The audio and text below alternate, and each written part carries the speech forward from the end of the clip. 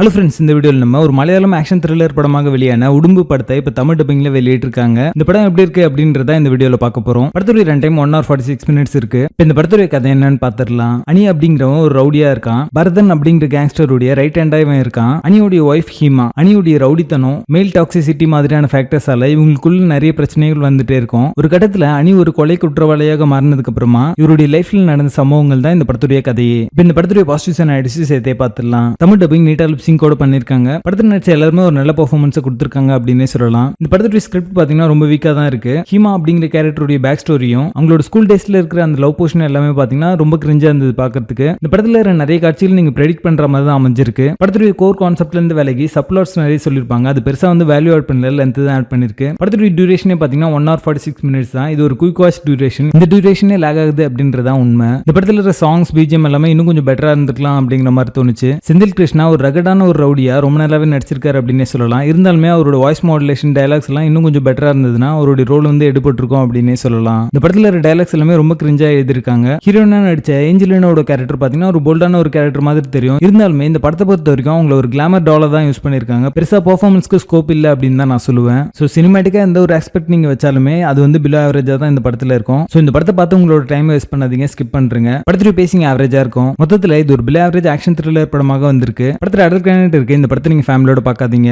உடும்பு படத்துக்கு எங்களோட ரேட்டிங் 3 out of 10.